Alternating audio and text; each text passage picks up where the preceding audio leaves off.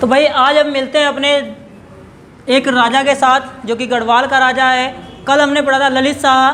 कल किसी वजह से आपकी वीडियो नहीं आ पाई थी, उसमें सिर्फ वीडियो थी, आवाज़ नहीं थी, आवाज़ नहीं आ पाई। लेकिन इस बार की में आवाज़ भी आएगी और वीडियो भी आएगी। तो कल हमने पढ़ा था ललित शाह, आज बात करेंगे किसकी। कल पढ़ा था हमने प्रदीप शाह, आज पढ़ेंगे ललित शाह।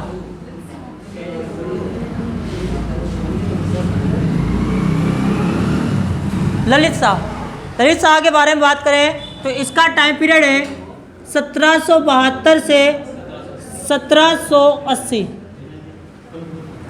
कब से कब तक?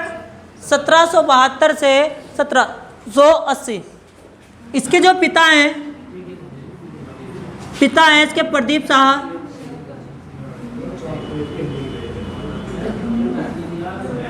पिता कौन है? प्रदीप शाह। और माता है गुलेरी। माता कौन है भाई इसकी? गुलेरी रानी।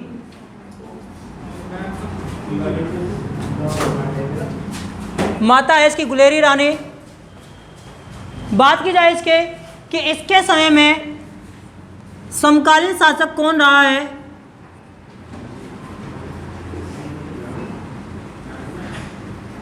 समकालीन चंद शासक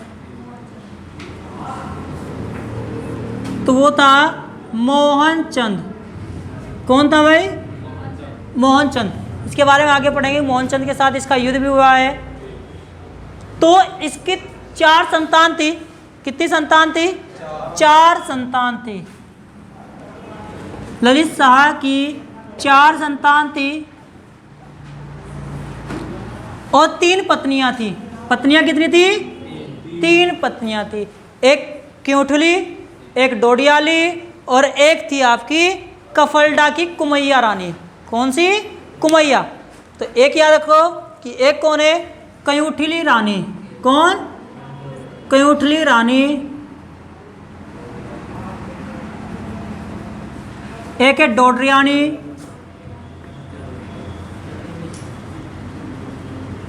और एक है कुमैया रानी। कुमैया रानी। कयूठली रानी से पैदा होते हैं जयकृत शाह। कौन? जयकृत शाह। डोडरियानी से 2 औलाद पैदा होती है, 2 संतान होती है, जिनका नाम है, एक का प्रद्युमन शाह और दूसरे का नाम है पराक्रम शाह। जबकि कुमैया रानी से एक संतान उत्पन्न होती है, इसका नाम है प्रीतम शाह। तो समझ में आया होगा कि इसकी कितनी संतान थी? 4 संतान थी। एक जयकृत शाह, प्रद्युमन शाह, पराक्रम शाह और प्रीतम शाह। इसके जब बारे में पढ़ना चाहते हैं तो ज़्यादा पढ़ना नहीं है इसके बारे में। इसके बारे में सिर्फ 2 ही युद्ध पढ़ने हैं, एक बगवाली पोखर का युद्ध और एक सिखों के साथ युद्ध। तो एक युद्ध होता है, यदि इसके आक्रमण की बात करें,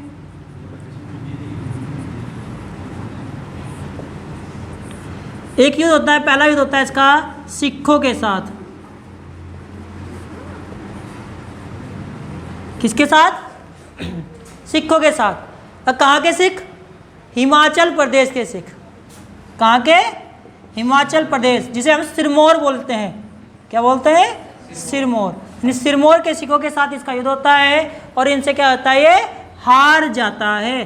सिखों से क्या होता है भैया? हार जाता है, पराजय हो जाती है इसकी ललित शाह की। बात समझ में आई या नहीं आई कि किससे हार जाता है? ये सिखों से हार जाता है। ठीक है। और इसके बाद एक युद्ध होता है जिसका नाम है बगवाली पोखर का युद्ध।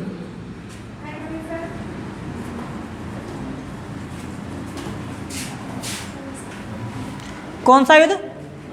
बगवाली पोखर युद्ध। बगवाली पोखर युद्ध। इस बगवाली पोखर के युद्ध की बात की जाए तो इसका टाइम पीरियड है 1779। क्या टाइम है? 1779। बात समझ में आई कि क्या है टाइम पीरियड इसका? 1779 इसका टाइम पीरियड है बगवाली पोखर युद्ध का। इसके बारे में कुछ बात करते हैं, समझो पूरी बात। दिखाई दे रहा क्या? यहाँ पे बात कर लेते हैं, फिर हम इसकी यहाँ पे बात करते हैं। ये आपका उत्तराखंड है, ये आपका कुमाऊं, ये आपका गढ़वाल। तो यहाँ कुमाऊं में एक व्यक्ति रह रहा था जिसका नाम है मोहन चंद। क्या नाम है? मोहन चंद एक शासक था। और इधर कौन है? ललित शाह। तो मोहन चंद के समय एक व्यक्ति आता है कुमाऊं से जिसका नाम है हर्षदेव जोशी। क्या नाम है? हर्षदेव जोशी।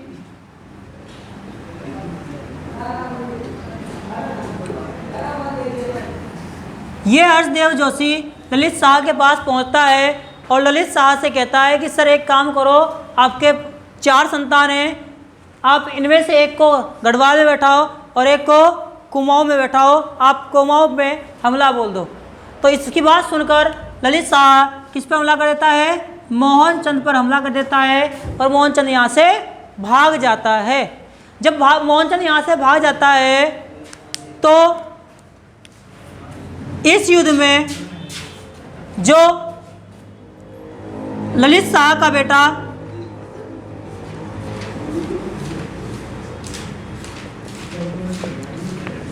प्रद्युमन शाह है, कौन है?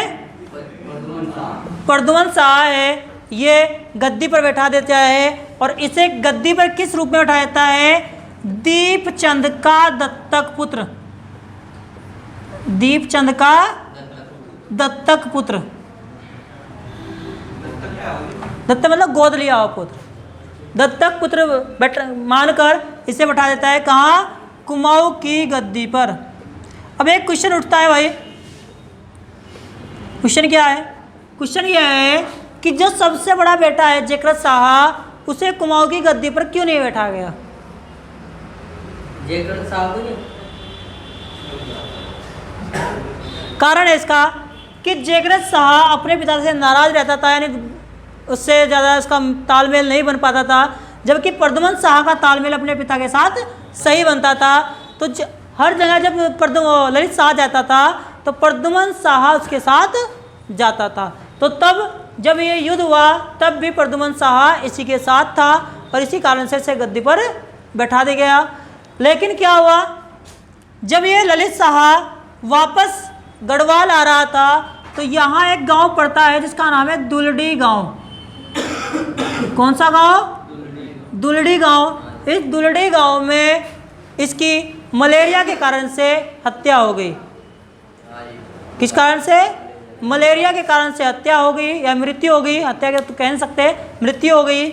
जब इसकी दुलडी गांव में मलेरिया के कारण से मृत्यु हो गई तो गढ़वाल में जो शासन था वो अब खाली हो गया। तो अब यहाँ व्यक्ति बैठेगा जयकृत शाह। कौन बैठेगा? जयकृत शाह। तो यानी ललित शाह के बाद कौन गद्दी में बैठेगा? जयकृत शाह। बात समझ में आई या नहीं आई? पक्का? तो ललित शाह के बारे में इतनी बात थी कि इसका टाइम पीरियड है 1772 से 80।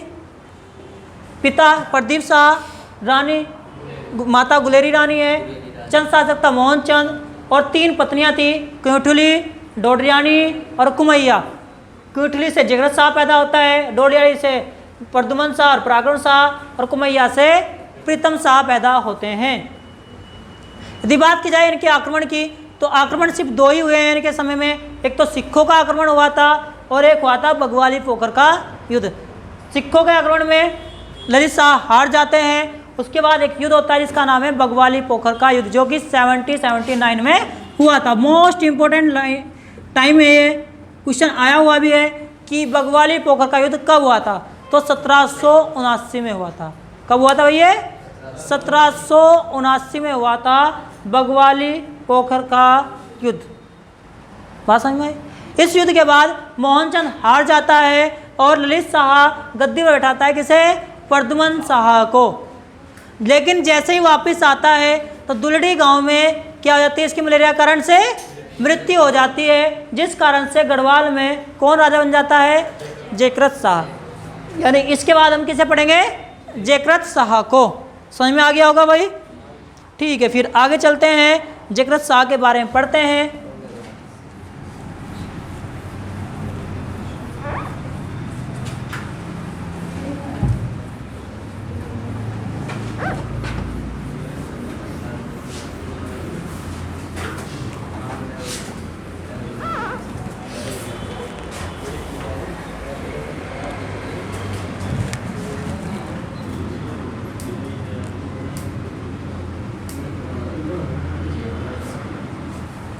जयकृत शाह। जयकृत शाह जब राजा बनता है तो इसका टाइम पीरियड याद रखना जरूरी है। इसका टाइम पीरियड क्या है? 1780 से लेकर 1786। क्या टाइम पीरियड है इसका? 1780 से लेकर 1786। नहीं 85 नहीं, कहीं कहीं मिल जाता है 85, लेकिन रियलिटी तो यह है कि 86 सही है, मिलता है वैसे 86 85। अब बात कर लेते हैं। देखो जो जयकृत शाह था, जयकृत शाह के समय बहुत से षड्यंत्र हुए। इन षड्यंत्रों के कारण से बेचारा जयकृत शाह अपने प्राण भी खो देते। इसी कारण से इस विश्वासघात में ही बेचारा गिरता पड़ता एक दिन मर ही जाता है जयकृत शाह। देखो जयकृत शाह के समय में दो व्यक्ति थे, डोभाल और खंडूरी, मतलब दो संस्था दल थे, एक डोभाल और एक खंडूरी। कितने दल थे? दो दल थे, एक डोभाल और एक खंडूरी। ये दोनों दल आपस में लड़ते रहते थे कि मैं राजा का प्रिय हूँ और मैं राजा का प्रिय हूँ। कभी डोभाल कहने लगता था, कभी खंडूरी। तो इसी कारण से इनमें क्या रहता था? तनाव बना रहता था। तनाव यानी कि 36 के आंकड़े। तनाव बना रहता था डोभाल और खंडूरी में। बात समझ में आई नहीं आई? ठीक है, किसमें रहता था? डोभाल में और खंडूरी में। तो क्या हुआ कि जो डोभाल है, एक व्यक्ति है डोभाल में से, कृप्याराम डोभाल। क्या नाम है? कृप्याराम डोभाल। और एक है आपका खंडूरी था जिसका नाम है नित्यानंद खंडूरी। क्या नाम है? नित्यानंद खंडूरी। ये तो वो भी दिक्कत है, ये नित्यानंद खंडूरी शायद। क्या है? यदि कृप्याराम डोभाल की बात की जाए तो इसे एक पद दिया गया, वो पद था मुख्तार का। किसका? मुख्तार। जबकि नित्यानंद खंडूरी को जो पद दिया गया वो क्या पद था? फौजदार का, यानी सदान का फौजदार।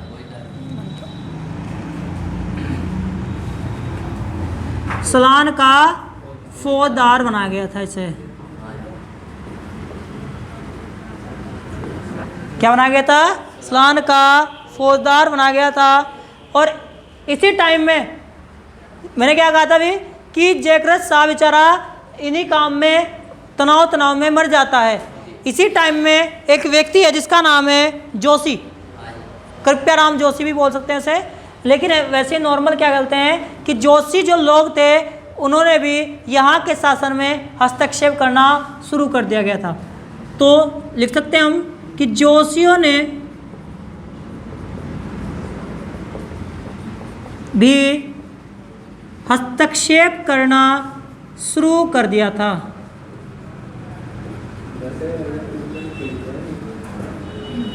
हस्तक्षेप करना शुरू कर दिया था। किसने? जोशियों ने। और क्या पहला का हुआ? जोशी ने जो हस्तक्षेप किया था, जो हर्षदेव जोशी था। कौन? हर्षदेव जोशी इस पर आक्रमण करता है। क्या करता है? आक्रमण करता है। और इस आक्रमण करने को ही क्या कहते हैं? जोशियाणी कांड। क्या कहता है वैसे? जोशियाणी कांड कहा जाता है। क्या कहता है? जोशियाणी कांड कहा जाता है। बात समझ में आई या नहीं आई? ठीक है, चलें आगे। अब एक टाइम आता है 1780 का ही, शुरुआत से ही हो। आप सभी को पता है जो जयकृत शाह है वो किस गद्दी पर बैठा है? गढ़वाल के शासक की गद्दी पर। जबकि प्रद्युमन शाह कहाँ बैठा भाई? कुमाऊं की गद्दी पर। तो हर बार यही रहता है कि गढ़वाल की गद्दी ऊपर मानी जाती है और कुमाऊं की गद्दी नीचे। तो जयकृत शाह ने वही अपनी गद्दी का रौब दिखाया और प्रद्युमन शाह पर क्या लगा दिया? टैक्स लगा दिया। तो गढ़वाल के शासक, किस शासक द्वारा प्रद्युमन शाह पर टैक्स लगाया गया? तो वो व्यक्ति था कौन? जयकृत शाह। तो याद रखना कि 1780 में जयकृत शाह ने प्रद्युमन शाह पर टैक्स लगाया, जिसे प्रद्युमन शाह ने देने से मना कर दिया और इसी कारण से भी प्रद्युमन शाह क्या करता है? इस पर हमला बोल देता है। इस पर, किस पर? जयकृत शाह पर। बात समझ में आई नहीं आई? आगे ठीक है। अब बात आती है कि इसी के टाइम में सन 1783 में, कब? सन 1783 में सिखों का आक्रमण होता है। किसका आक्रमण होता है? सिखों का आक्रमण होता है। और सिखों का जब आक्रमण होता है तो इसमें जयकृत शाह की हार होती है। जयकृत शाह की क्या होती है? हार होती है। जयकृत शाह की हार होती है। जयकृत शाह की जब हार होती है तो इसके लिए इस पर एक कर लगाया जाता है जिसका नाम है राखी कर। क्या लगाया जाता है? राखी कर। तो क्वेश्चन आ सकता है किस शासक पर राखी कर लगाया गया था? तो वो कौन है? जयकृत शाह। और राखी कर में कितना पैसा दिया जाता था? 4000 रुपये या उपज का 5वां भाग। यानी पैसे के रूप में बात की तो 4000 रुपये की बात हुई थी कि 4000 रुपये देंगे, और उपज की बात की जाए तो उपज का 5वां भाग। उपज का 5वां भाग। बात समझ में आई या नहीं आई? अच्छे से आगे होगी ना? ठीक है, इतनी बात समझ में आ गई। तो अब आगे चलते हैं थोड़ा सा और जयकृत शाह के बारे में और जानकारी पकड़ते हैं कि क्या क्या थी जयकृत शाह के बारे में और जानकारी।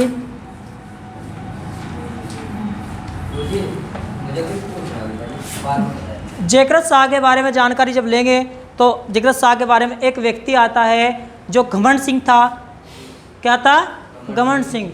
बहुत खतरनाक व्यक्ति था। घमंड सिंह जब आता है तो ये घमंड सिंह से क्या होता है? जयकृत शाह मदद मांगता है भाई। जयकृत शाह क्या करता है? घमंड सिंह से मदद मांगता है। लेकिन जैसे ही मदद मांगता है तो घमंड सिंह क्या करता है? कृपया राम डोभाल, किसकी? कृपया राम डोभाल को खुले दरबार में मार डालता है। यानी दरबार में ही हत्या करवा देता है। किसके? कृपया राम डोभाल की घमंड सिंह।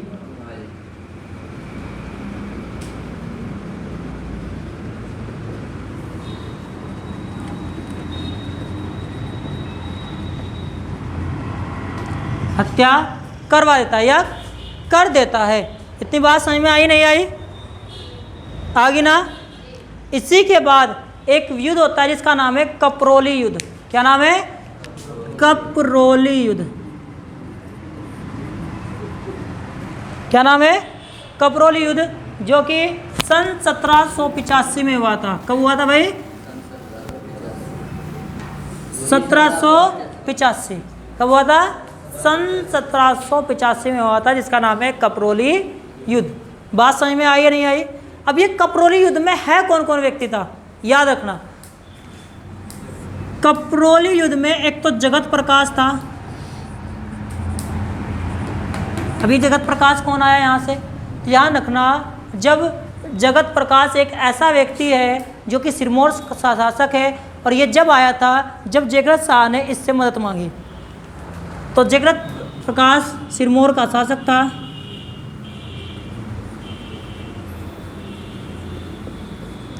कहाँ का शासक था भाई? सिरमौर का शासक था। और जगत प्रकाश प्लस जयकृत शाह इधर से थे, और उधर उधर से जो व्यक्ति था वो था विजय राम नेगी। कौन था? विजय राम नेगी।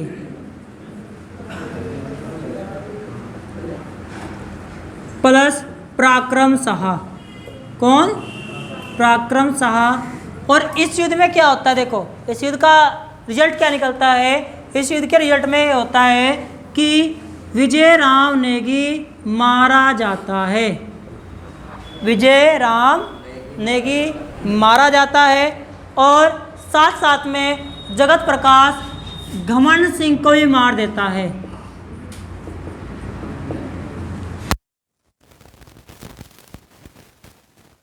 प्रकाश घमंड सिंह को मार देता है। अब भाई हर व्यक्ति इसके टाइम में विश्वासघात कर रहा है। जगरत शाह के टाइम में हर व्यक्ति विश्वासघात बेचारा विश्वासघात में ही मर जाता है। एक दिन ऐसा आता है कि विश्वासघात के कारण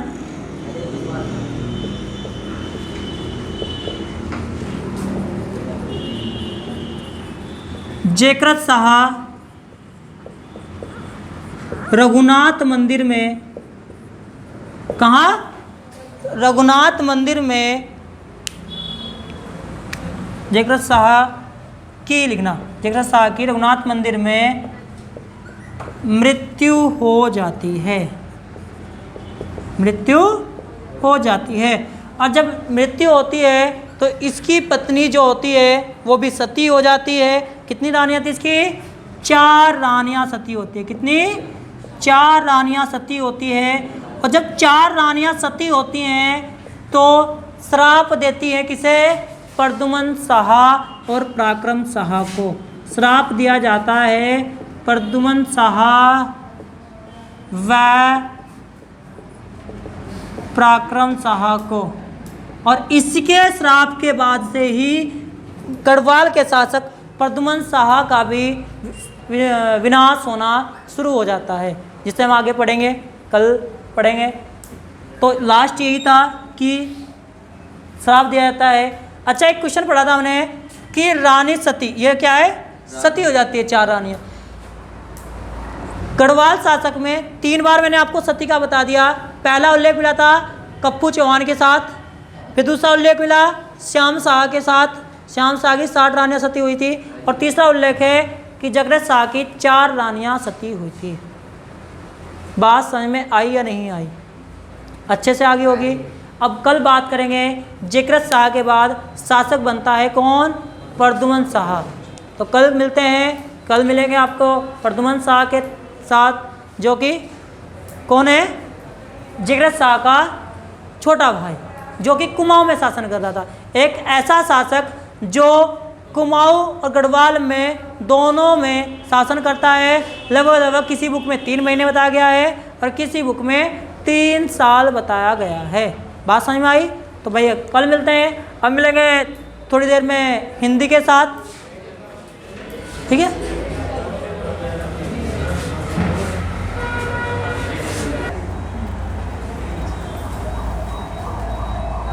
अभी भाई हम मिले थे उत्तराखंड में। अब स्टार्ट होता है हमारा हिंदी का पोर्शन। और हिंदी में हमने कल पहली क्लास पढ़ी थी भाषा और भाषा का विकास। क्या पढ़ा था हमने? भाषा और भाषा का विकास।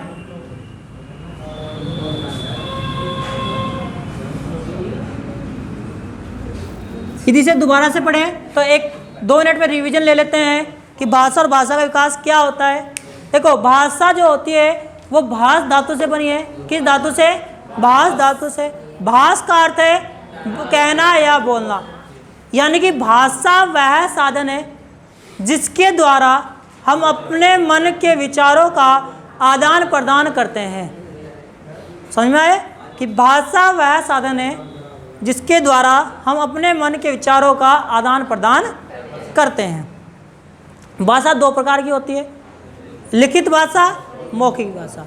जो हम बोलकर बताते हैं उसे मौखिक भाषा कहते हैं, जिसे हम लिखकर बताते हैं उसे हम लिखित भाषा कहते हैं। इतनी बात समझ में आई होगी? ठीक है, आगे बात करें कि जब ये भाषाएं, कई सारी भाषाएं, बहुत सारी भाषाएं एक जगह जुड़ जाती है, यानी कि एक जगह हो जाती है, तो भाषा परिवार बन जाता है। क्या बन जाता है? भाषा परिवार। यदि भारत की बात की जाए तो भारत में 4 भाषा परिवार हैं। कितनी भाषा परिवार है भाई? 4 भाषा परिवार हैं, जिसमें नंबर 1 भारोपीय, जो कि 73% लोग इसे बोलते हैं या इस भाषा के परिवार को बोलते हैं। उसके बाद द्रविड़ 25% यानी 25% है। उसके बाद ऑस्ट्रिक 1.3% और उसके बाद चीनी तिब्बत जो कि 0.7% होता है। बात समझ में आई? आगे चलते हैं। क्वेश्चन कभी कभार इस प्रकार का बन जाता है कि भारोपीय परिवार की भाषाएं कौन कौन सी है, कि भारोपीय परिवार की भाषाएं कौन कौन सी हैं। तो याद कर सकते हैं हम, बहुत आसान सा है। संस्कृत, हिंदी, उर्दू, बांग्ला, कश्मीरी, सिंधी, पंजाबी, नेपाली, असमिया, गुजराती, कोंकणी और मराठी। ये सारी क्या है आपकी भारोपीय परिवार की भाषा। यदि बात करें द्रविड़ की, तो द्रविड़ भी याद हो सकती है। तमिल, तेलुगु, मलयालम, कन्नड़, बस ये 4 याद रखो और कोई से याद मत रखो। तमिल, तेलुगु, मलयालम और कन्नड़। उसके बाद बात कर लेते हैं चीनी तिब्बत या ऑस्ट्रिक की। ऑस्ट्रिक में याद रखनी है तो संथाली, हो, भंडारी, संथाली, हो, भंडारी। जबकि ऑस्ट्रिक में बात करते हैं, चीनी तिब्बत की बात करें तो चीनी तिब्बत में याद रखनी है आपको 3 बोडो, गारो और दिमासा। ये अभी तक हमने पढ़ा था। उसके बाद बात कर लेते हैं विश्व में सबसे अधिक बोली जाने वाली भाषा। सबसे नंबर 1 पर है मंदारिन। पहले ये भाषा नंबर 2 पे थी, अब ये नंबर 1 पे आ चुकी है। स्पेनिश को इसने पीछे हटा दिया। तो नंबर 1 पे मंदारिन, नंबर 2 पे स्पेनिश, नंबर 3 पे अंग्रेजी, नंबर 4 पे हिंदी, नंबर 5 पे बांग्ला। पहले जो अब से कुछ वर्ष पहले जो नंबर 1 पे थी वो स्पेनिश थी, लेकिन अब नंबर 1 पे कौन है? मंदारिन। मंदारिन को ही चीनी भाषा बोला जाता है। मंदारिन को क्या बोला जाता है? चीनी भाषा बोला जाता है। यदि भारत की बात की जाए कि भारत में सर्वाधिक बोली जाने वाली भाषा कौन सी है, तो हिंदी, नंबर 2 पे बांग्ला, नंबर 3 पे मराठी, नंबर 4 पे तेलुगु, नंबर 5 पे तमिल। बात समझ में आई होगी ना? ठीक है। अब बात करते हैं, इतनी रिवीजन हो गया हमारा ये पिछले वाला। एक और रिवीजन में आता है कि हिंदी और हिंदी का विकास क्रम।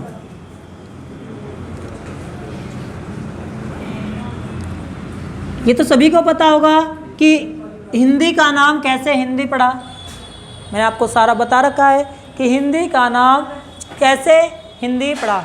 जब मैंने कहा था कि जब यूनानी यहाँ पर आए थे तो उन्होंने इस सिंध नदी के क्षेत्र को हिंद क्षेत्र कहा है और इसके आसपास के स्थान को हिंदुस्तान कहा है और यहाँ बोली जाने वाली भाषा को हिंदी कहा। यानी पहले वो भाषा सिंधी थी, सिंधी से क्या नाम बना उसका? हिंदी। तो हिंदी का विकास क्रम पढ़ें तो सबसे पहला पढ़ना पड़ेगा हमें संस्कृत। क्या पढ़ना पड़ेगा? संस्कृत। संस्कृत के बाद आई पाली, पाली के बाद प्राकृत, प्राकृत के बाद अपभ्रंश, अपभ्रंश के बाद अववट, अववट के बाद प्राचीन हिंदी, फिर मध्यकालीन हिंदी और फिर आधुनिक हिंदी। ये क्या है? हिंदी का विकास क्रम। हिंदी की आदि जननी किसे कहा जाता है? तो संस्कृत को कहा जाता है। किस भाषा को संधि भाषा कहा जाता है? तो वो कौन है? अपभ्रंश है, क्योंकि सभी भाषा को जोड़ने का काम करती है, अपभ्रंश करती है। बात समझ में आई इतनी? ये हमने वैसे कल पढ़ लिया था, एक बार और रिवीजन के लिए आपको पढ़ा रहा हूँ। उसके बाद हमने पढ़ा कालखंड। क्या पढ़ा? कालखंड। यानी कि जो ये भाषा थी किस प्रकार से तोड़ी गई है, कितने भागों में तोड़ी गई है? तो ये 3 भागों में तोड़ी गई है। कितने भागों में भाई? 3 भागों में तोड़ी गई है। एक प्राचीन आर्य भाषा,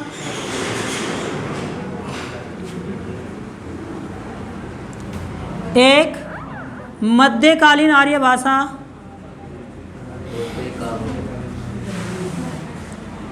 सही दिख रहा होगा भैया आपको? मध्यकालीन आर्य भाषा और आधुनिक आर्य भाषा।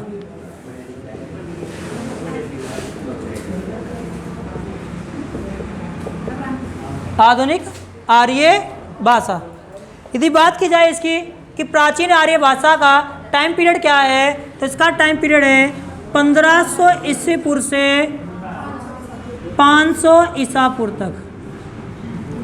1500 ईसा पूर्व से 500 ईसा पूर्व तक। इसका टाइम पीरियड है 500 ईसा पूर्व से 1000 ईस्वी। 1000 ईस्वी। और आधुनिक आर्य भाषा का टाइम पीरियड है 1000 ईस्वी से लेकर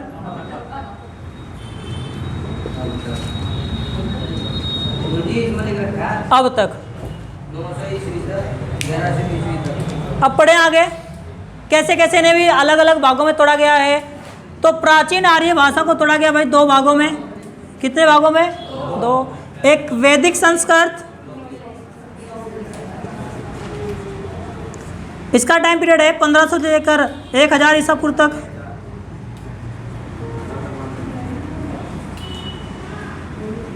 और उसके बाद लौकिक संस्कृत,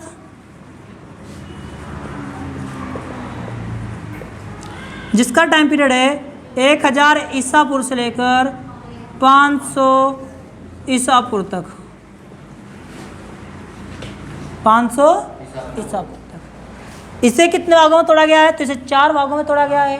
4 कौन कौन से हैं? पाली, प्राकृत, अपभ्रंश और अवट। क्या नाम है?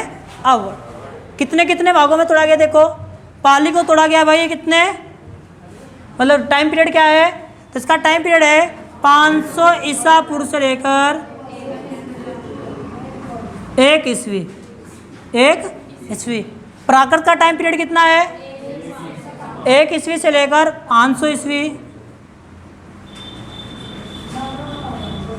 तो इसका टाइम पीरियड है 500 से 900 और इसका टाइम पीरियड है 900 से 1100। क्या है? 900 से 1100। जबकि आधुनिक आर्य भाषा की बात करें तो ये 3 भागों में टूटी होती है। एक प्राचीन आर्य भाषा, वो प्राचीन हिंदी, एक मध्य हिंदी और एक आधुनिक हिंदी। इसका टाइम पीरियड की बात करें तो प्राचीन हिंदी का टाइम पीरियड कब से कब तक है? 1100 से लेकर 1400। 1100 से लेकर 1400। इसका टाइम पीरियड 1400 से 1800 और इसका टाइम पीरियड 1850 से अब तक। बात समझ में आई? तो ये हमारा टाइम पीरियड था जो किस प्रकार से तोड़ा गया है। अब बात करेंगे हम अपभ्रंश की। किसकी बात करेंगे? अपभ्रंश की। कल वाला काम पूरा होता है, इतना ही कल का काम था। अब बात करते हैं आगे नेक्स्ट वाले वर्क पे, जो कि स्टार्ट होता है हमारा अपभ्रंश। क्या? अपभ्रंश। यानी जितनी भी भाषाएं हैं वो किससे स्टार्ट होती हैं? अपभ्रंश से ही बनती हैं। तो पढ़ते हैं चलो इसे। जितनी भी बोलियां हैं, वो भाषाएं हैं, वो अपभ्रंश का ही भाग है।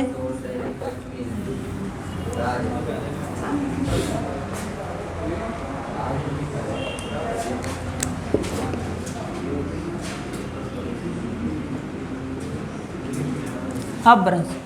अपभ्रंश की बात की जाए तो अपभ्रंश में एक मोस्ट इंपोर्टेंट भ्रंश होता है जिसका नाम है सौर श्रेणी अपभ्रंश।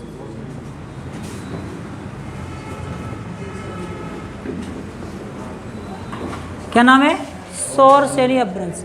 इससे कौन कौन सी बोलियां या कौन कौन सी भाषाएं आई हैं तो याद रखना, पश्चिमी हिंदी से आई है। कौन सी? पश्चिमी हिंदी से आई है। और कौन आई है इससे? राजस्थानी और गुजराती भी इसी से आई है। पश्चिमी हिंदी, राजस्थानी और गुजराती। बात समझ में आई? रोहित कुमार आई समझ में कि पश्चिमी हिंदी, राजस्थानी और गुजराती। उसके बाद बात कर लेते हैं हम, उसके बाद बात करते हैं कौन सी है? मागधी, अर्धमागधी। अर्धमागधी, कौन सी? अर्धमागधी। अर्धमागधी में बात की जाए तो अर्धमागधी में कौन कौन सी आती है आपकी? पूर्वी हिंदी। कौन सी? पूर्वी हिंदी।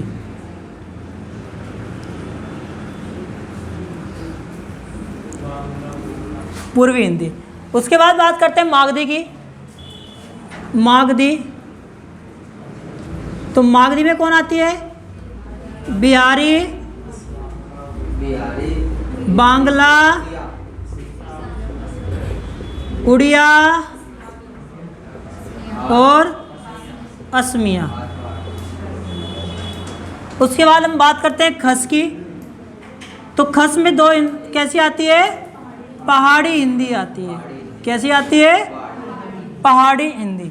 कौन आती है? पहाड़ी हिंदी आती है। उसके बाद बात करते हैं ब्राह्मणी अपभ्रंश की।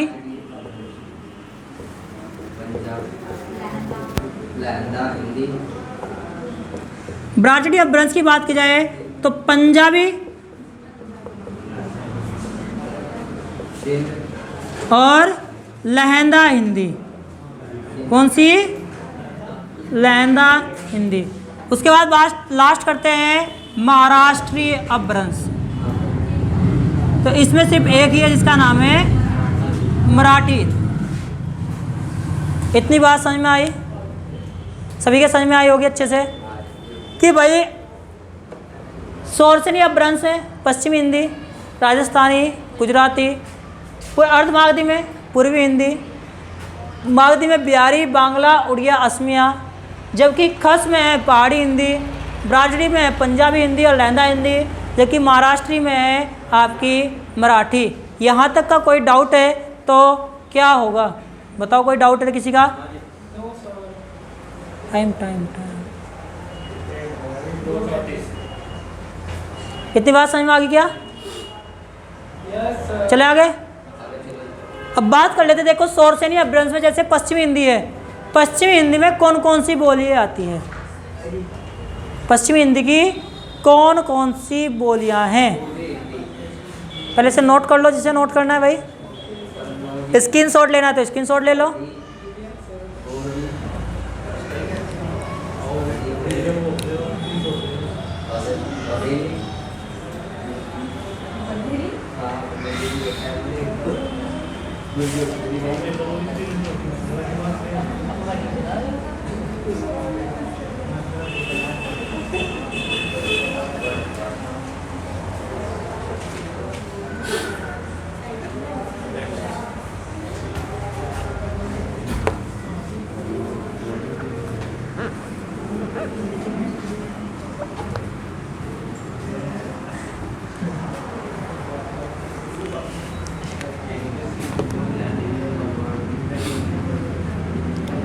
देखो भाई पश्चिमी हिंदी की बात की जाए तो इसमें 5 बोलियां आती हैं। कितनी बोलियां हैं?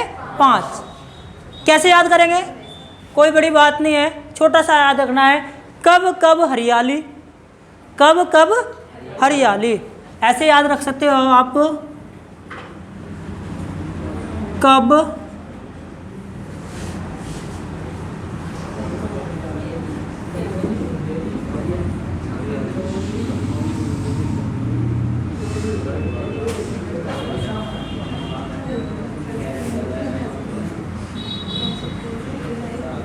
कब कब हरियाली, इस प्रकार से याद रख सकते हो। क फॉर कौरवी,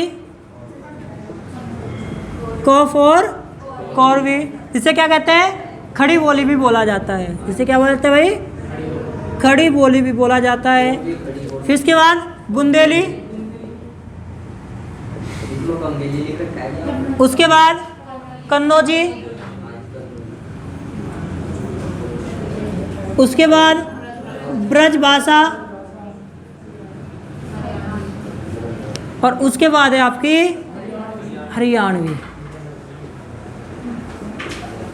उसके बाद है आपकी हरियाणवी। बात समझ में आई? कितनी है? 5 बोलियां हैं पश्चिमी हिंदी में। कौरवी, बुंदेली, कन्नौजी, ब्रजभाषा और हरियाणवी। इस ब्रजभाषा को ही बोला जाता है अंतर्वेदी। क्या बोला जाता है इसे? अंतर्वेदी। इसी ब्रज भाषा को बोला जाता है काव्य भाषा। क्या बोला जाता है भाई से? काव्य भाषा। बात समझ में आ गई ना? इस हरियाणवी को बोला जाता है आपका बांगरू। क्या बोला जाता है भाई? बांगरू। और इसे बोला जाता है जाटू। जाटू भाषा भी यही है। इसमें आ जाएगी जाटू भाषा कौन सी है? तो हरियाणवी है। कारण है इसका कि हरियाणा में ज़्यादा जाट रहते हैं, जिस कारण से वहाँ की भाषा को जाटू भाषा भी कहा जाता है। जबकि वो स्थान बांगर वाला है। कौन सा है? बांगर वाला, जिस कारण से इसे बांगरू भी बोला जाता है। बात समझ में आई? ठीक है, अब बात कर लेते हैं पूर्वी हिंदी की। किसकी? पूर्वी हिंदी की।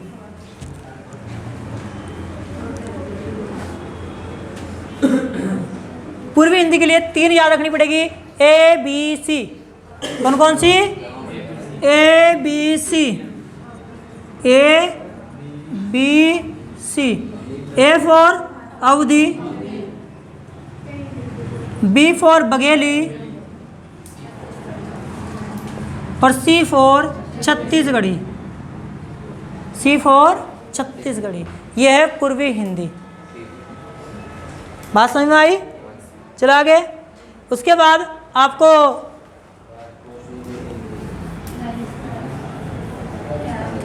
बिहारी हिंदी की बात कर लेते हैं। किसकी बात करते हैं? बिहारी हिंदी की।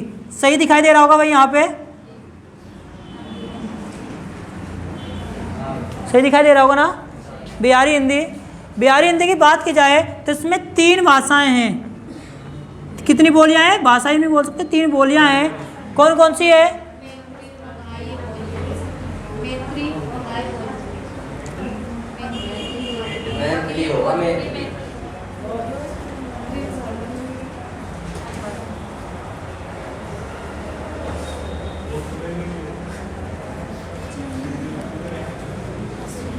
मैथिली,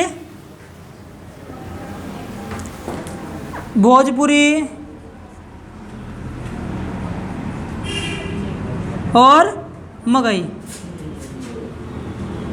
इसे याद करनी ट्रिक है, तो आप इसे थोड़ा सा अलग करके लिखना पड़ेगा, यानी बदलना पड़ेगा। मैं, मेरा और मेरा भोज। मैं और मेरा भोज। मैं और मेरा भोज। तो मैं से क्या बना भाई? मैथिली। मैथिली क्या बना? मैथिली। मैं से क्या बना? मगही। और भोज से बना भोजपुरी। क्या बन गया? भोजपुरी। तो ये होगी आपकी बिहारी हिंदी। क्या होगी? बिहारी हिंदी। इसके बाद बात कर लेते हैं पहाड़ी हिंदी की। किसकी? पहाड़ी हिंदी की।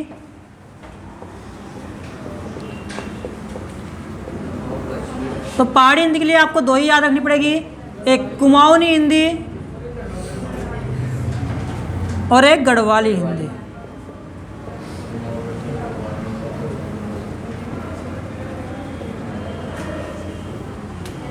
इतना समझ में सही से आया होगा?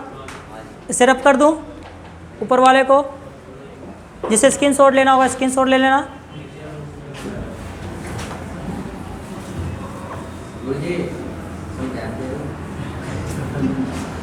अब आगे बात कर लेते हैं भाई राजस्थानी।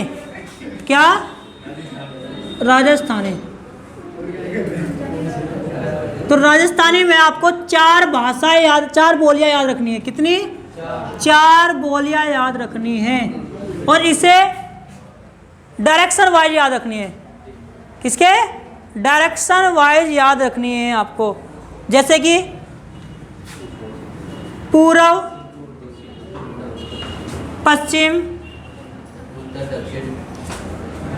उत्तर,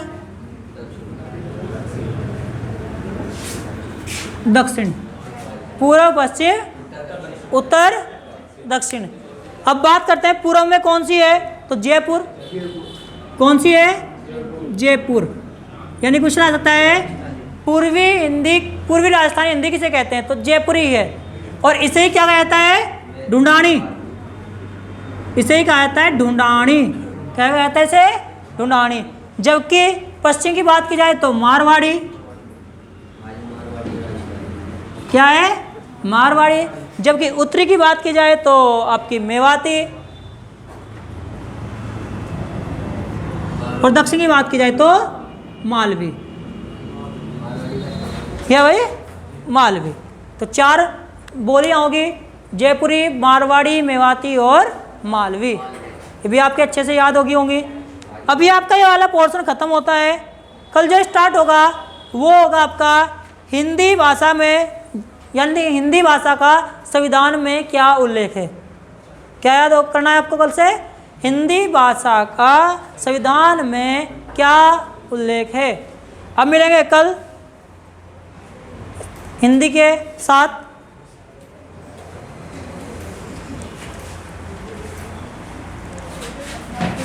क्या करा था भाई कल? याद करने के लिए दिया था कुछ, या करंट अफेयर चला रहा था?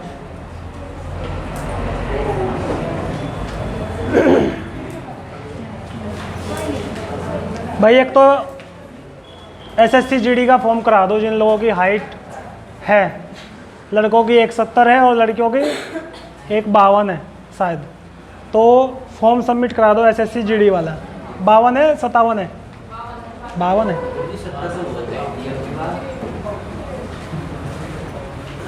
करंट अफेयर में कुछ क्वेश्चन नोट करो पहले, बाद में सुना जाएगा फिर करंट अफेयर।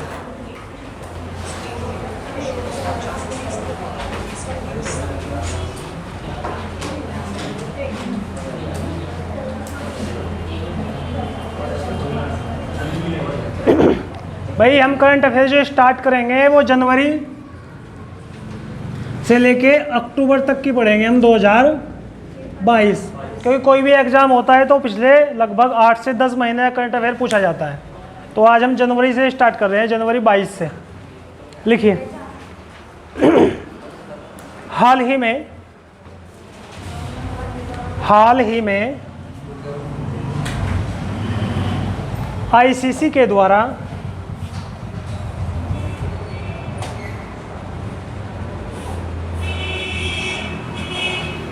दो 2021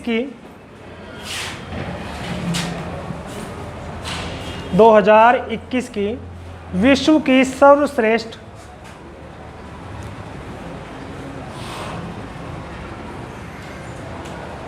महिला टीम में, विश्व की सर्वश्रेष्ठ महिला टीम में किस भारतीय खिलाड़ी को शामिल किया गया। देखो भाई एग्जाम में क्वेश्चन ये आएगा कि जो आईसीसी ने 2021 की सबसे अच्छी टीम बनाई है महिलाओं की क्रिकेट वाली, तो उसमें कौन भारतीय शामिल किए गए हैं, कौन कौन खिलाड़ी हैं। आंसर लिखिए, मिताली राज और झूलन गोस्वामी, ये 2 भारतीय खिलाड़ी ऐड किए गए हैं। मिताली राज और झूलन गोस्वामी।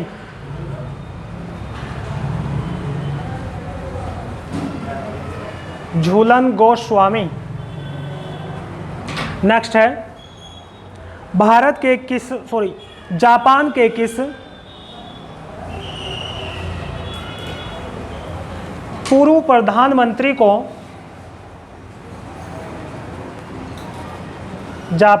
किस पूर्व प्रधानमंत्री को नेताजी पुरस्कार 2022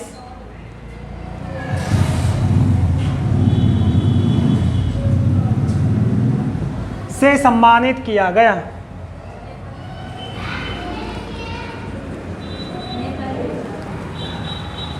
नेताजी पुरस्कार 2022 से सम्मानित किया गया। काफ़ी ट्रेंड में है भाई आजकल ये जापान का प्रधानमंत्री, क्योंकि इसकी हत्या कर दी गई। कौन था वो? आंसर लिखिए, शिंजो अबे। जब प्रधानमंत्री से हट गया था उसके बाद उसकी हत्या कर दी गई।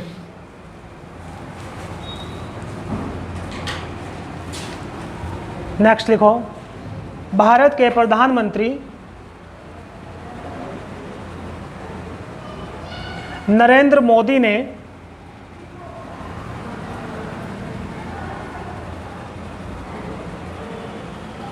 किस दिन को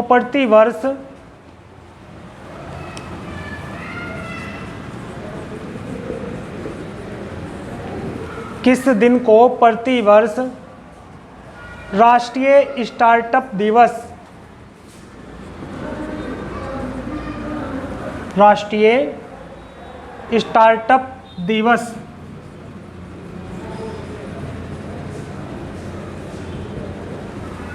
घोषित किया? किस डेट में मनाया जाता है राष्ट्रीय स्टार्टअप दिवस? आंसर लिखिए 16 जनवरी।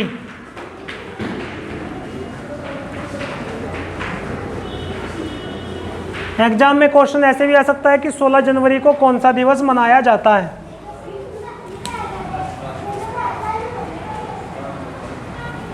संयुक्त राष्ट्र, नेक्स्ट है संयुक्त राष्ट्र विरोधी समिति का अध्यक्ष, संयुक्त राष्ट्र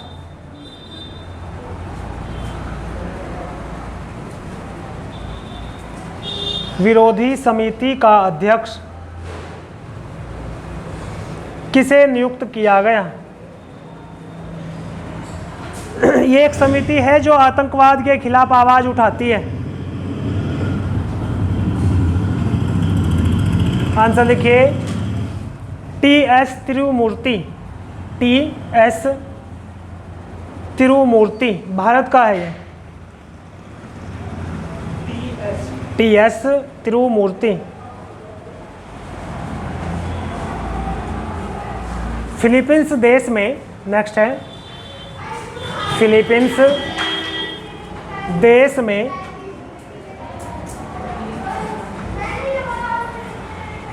लड़कियों के विवाह के लिए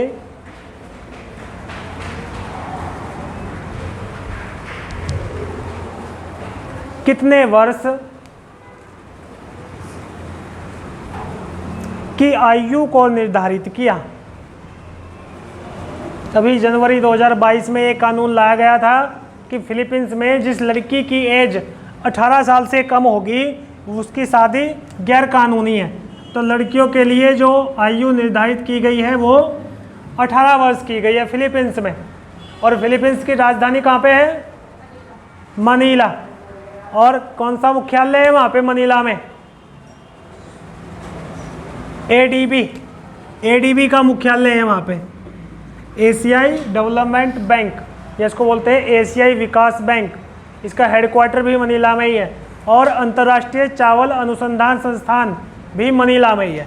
ठीक है, तो इतने क्वेश्चन आपको याद रखने हैं मनीला से। और आपके एग्जाम में आ जाए कि राष्ट्रीय चावल अनुसंधान संस्थान कहाँ पे है? राष्ट्रीय चावल अनुसंधान संस्थान कहाँ पे है? कहाँ पे? कटक में है।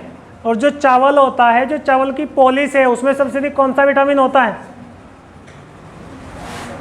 चावल की पॉलिश में सर्वाधिक पाया जाने वाला विटामिन नहीं पता है?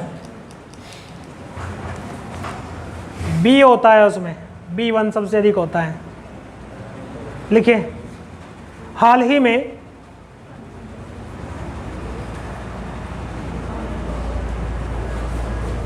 भारत के किस हाई कोर्ट के द्वारा पेपरलेस कार्य शुरू किया गया? यानी भारत का ऐसा कौन सा हाई कोर्ट है जिसमें सारा कार्य पेपरलेस हो रहा है? कौन सा? आंसर लिखो केरल हाई कोर्ट। भारत के किस हाई कोर्ट ने पेपरलेस कार्य शुरू किया? केरल। केरल की राजधानी कहाँ है अवनीश? तिरुवनंतपुरम। और तिरुवनंतपुरम का पुराना नाम त्रिवेंद्रम। ठीक है, तो ये एग्जाम में इस तरीके से भी पूछे जाते हैं।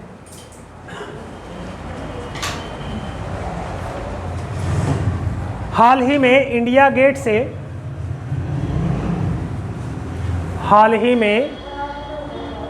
इंडिया गेट से अमर जवान ज्योति को इंडिया गेट से अमर जवान ज्योति को हटाकर वहां किस महापुरुष की मूर्ति स्थापित की? किसका स्टैचू लगाया गया वहां पे? जो अमर ज्योति थी उसको वहां से हटा दिया गया। और किस भारत के किस क्रांतिकारी या किस नेता का फोटो लगाया गया है? आंसर लिखिए, नेताजी सुभाष चंद्र बोस। नेताजी सुभाष चंद्र बोस।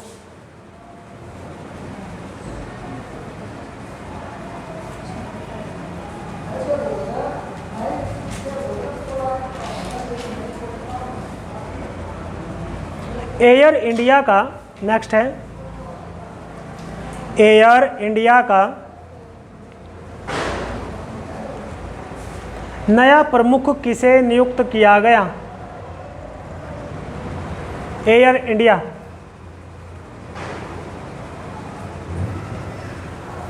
आंसर लिखिए, विक्रम देवदत्त।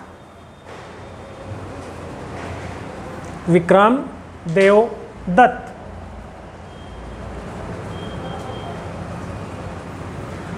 पच्चीस जनवरी को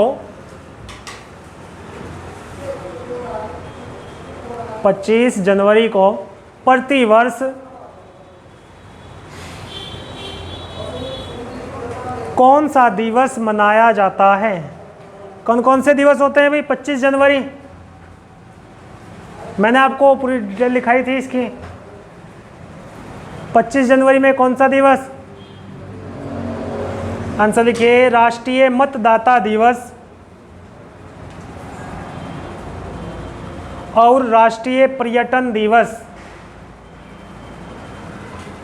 राष्ट्रीय मतदाता दिवस और राष्ट्रीय पर्यटन दिवस। मैंने आपको बताया था कि 25 जनवरी को हर एक साल या प्रतिवर्ष जो 18 साल की जिनकी एज हो जाती है उनकी वोट नहीं बनती है, और जिनके पहचान पत्र वगैरह में कुछ कमियां हैं तो वो करेक्शन करवा सकते हैं अपने गांव के गवर्नमेंट स्कूल में जाके।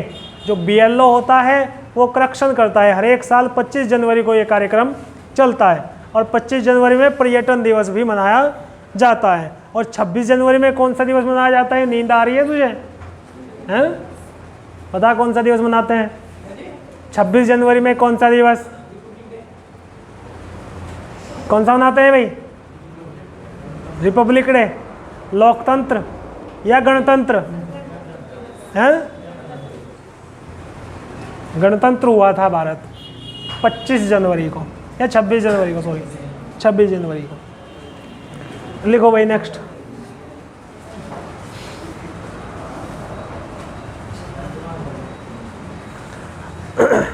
जनवरी 2022 में, जनवरी 2022 में ग्लोबल पासपोर्ट इंडेक्स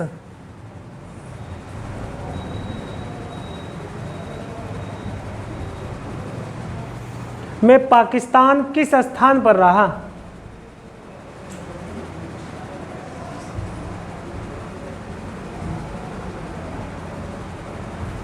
आंसर लिखो, 108।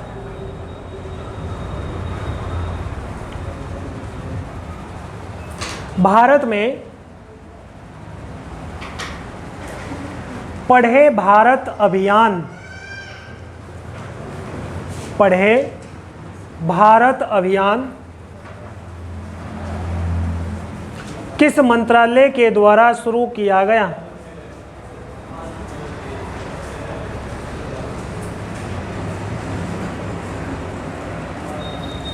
आंसर लिखिए, केंद्रीय शिक्षा मंत्रालय। किस मंत्रालय के द्वारा शुरू किया गया? केंद्रीय शिक्षा मंत्रालय।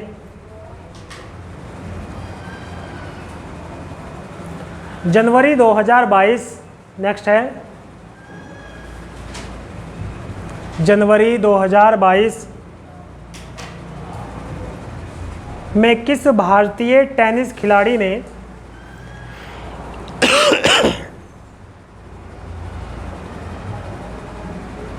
संन्यास की घोषणा की? कौन खिलाड़ी है भाई टेनिस की जिसने संन्यास लिया, जनवरी 2022 में घोषणा कर दी थी रिटायरमेंट की?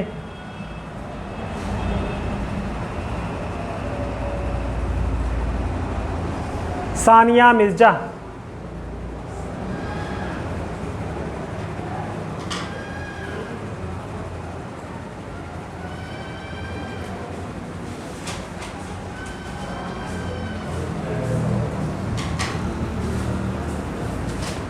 प्रधानमंत्री नरेंद्र मोदी ने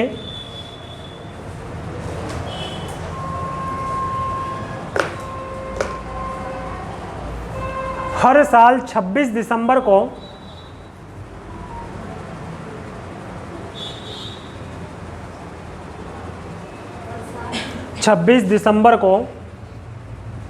किस दिवस के रूप में मनाने की घोषणा की?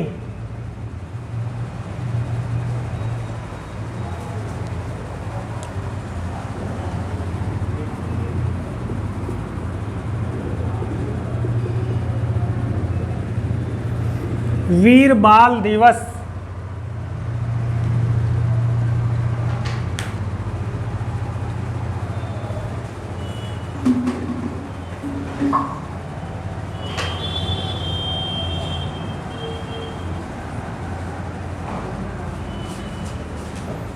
भारत का पहला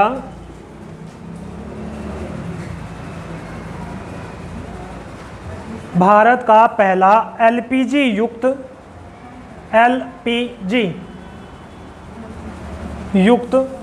और धुआं मुक्त राज्य कौन सा बना? भारत का पहला एलपीजी युक्त और धुआं मुक्त राज्य कौन सा बना? कौन सा राज्य हुआ है जो जिसने 100% अपने आप को धुआं मुक्त घोषित कर दिया? हिमाचल प्रदेश।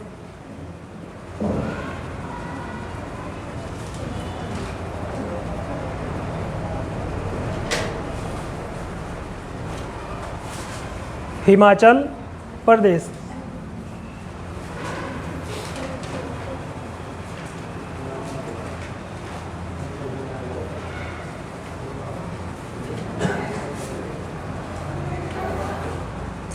प्रतिवर्ष 12 जनवरी को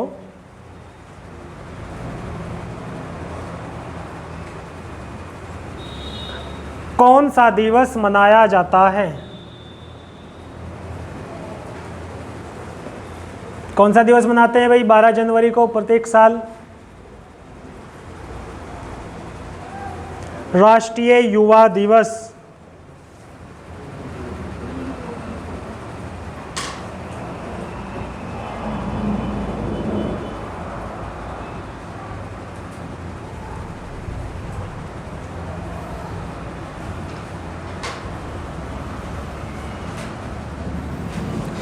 दो 2022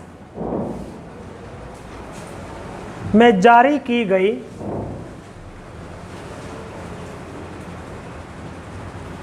हेनले पासपोर्ट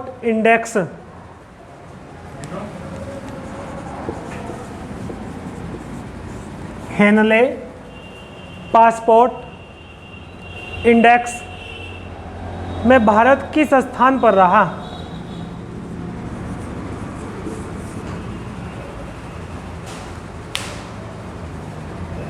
आंसर लिखिए 83वें स्थान पर।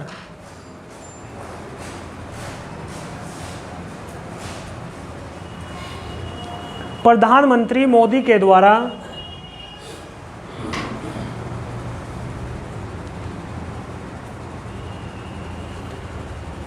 उत्तर प्रदेश के किस शहर में प्रधानमंत्री नरेंद्र मोदी के द्वारा उत्तर प्रदेश के किस शहर में खेल विश्वविद्यालय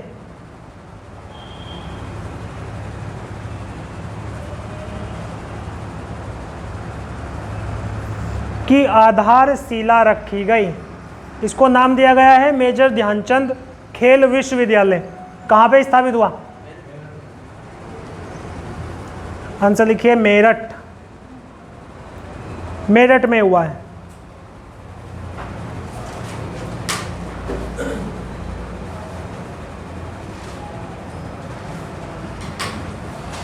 अंतर्राष्ट्रीय सीमा शुल्क दिवस, अंतर्राष्ट्रीय सीमा शुल्क दिवस कब मनाया जाता है? सीमा शुल्क